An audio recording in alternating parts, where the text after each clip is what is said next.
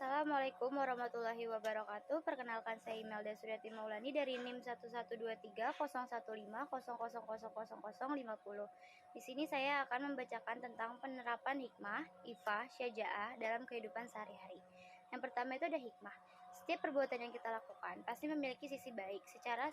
Sebagai seorang muslim, kita sudah seharusnya memiliki sifat husnuzan atas semua perbuatan yang kita lakukan.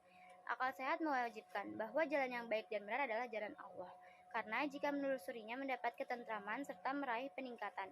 Hal itu menjadi pilihan yang bijaksana. Sayang, tidak semua orang menelusurinya, hanya yang dianugerahi hikmah yang dapat memahami serta mengambil pilihan yang tepat. Ahli tafsir mengatakan hikmah diambil dari kata hakama, yang pada mulanya berarti menghalangi. Dari akar kata yang sama, terbentuklah kata yang bermakna kendali, yakni suatu yang fungsinya mengantar kepada yang baik dan menghindari dari yang buruk.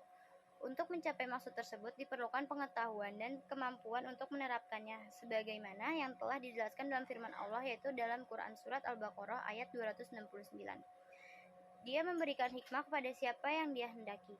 Barang siapa diberi hikmah, sesungguhnya dia telah diberi kebaikan yang banyak, dan tidak ada yang dapat mengambil pelajaran kecuali orang-orang yang mempunyai akal sehat. Quran Surat Al-Baqarah ayat 269. Penerapan hikmah dalam kehidupan sehari-hari itu ada 7. Yang pertama itu menjadi seseorang yang optimis serta terus berjuang maju dalam hidup. Yang kedua, lebih menerima keadaan hidup saat ini. Yang ketiga, ajarkan arti kedewasaan dalam mengambil sikap.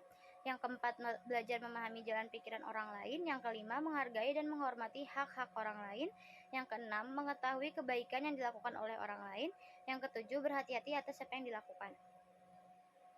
Yang kedua itu ada ifah. Sebagai seseorang yang beragama Islam, tentunya kita harus menjaga kehormatan diri, terutama untuk kalangan remaja yang masih perlunya bimbingan dalam menstabilitaskan moralitas Islam. Islam sangat menganjurkan manusia untuk menjaga kehormatan dirinya. Kehormatan diri atau yang disebut dengan ifah. Allah telah berfirman dalam Quran Surat An-Nur ayat 33, dan orang-orang yang tidak mampu menikah hendaklah menjaga kesucian dirinya, sampai Allah memberi kemampuan kepada mereka dengan karunia-Nya.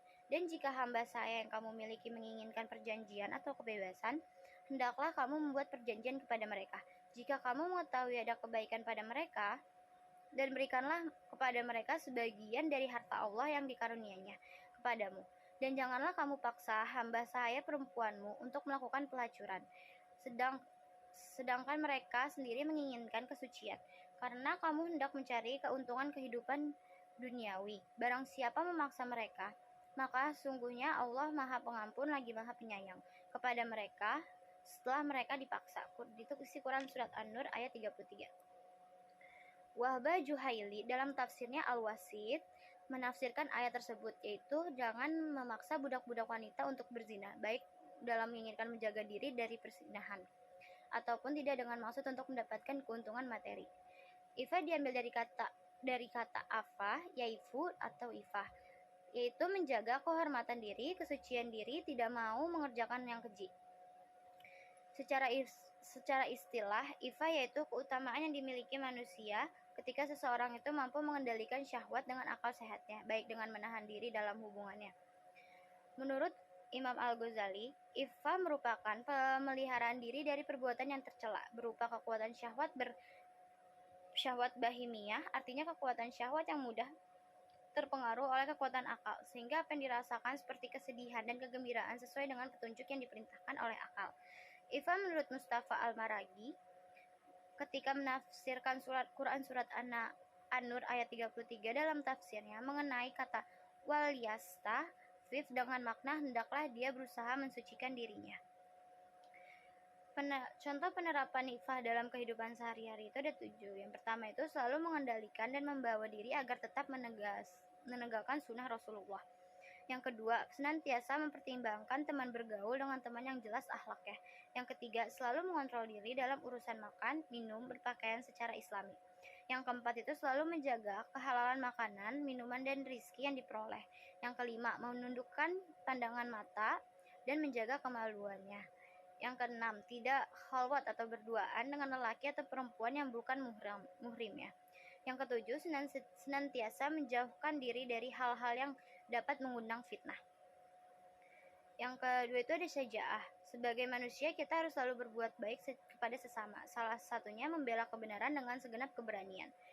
Dalam Islam, hal tersebut dikenal sebagai syaja'ah. Syaja'ah sendiri berarti gagah atau pemberani. Secara bahasa, syaja'ah merupakan kekuatan nyata, keberanian, tekun, kegagalan, kekuatan hati menghadapi keputusan, tenang, sabar, dan menguasai diri.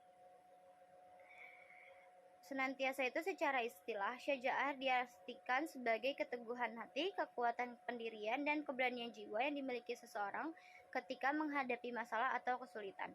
Syaja'ah juga dapat dipahami sebagai keberanian karena benar dan tidak ada ketakutan dalam menyampaikan kebenaran demi meraih ridho Allah.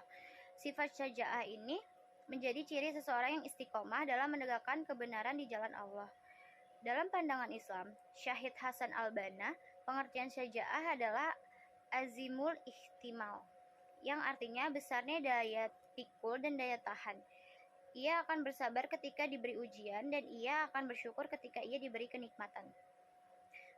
Berikut ini ada contoh beberapa penerapan syaja'ah dalam kehidupan sehari-hari. Yang pertama itu ada memiliki daya tahan yang besar dalam menghadapi kesulitan, penderitaan, bahaya, hingga penyiksaan, asalkan berada di jalan Allah Subhanahu wa Ta'ala. Yang kedua itu berterus terang dan konsisten dalam menyampaikan kebenaran. Yang ketiga itu memegang rahasia yang telah diinformasikan, terutama dalam kebaikan.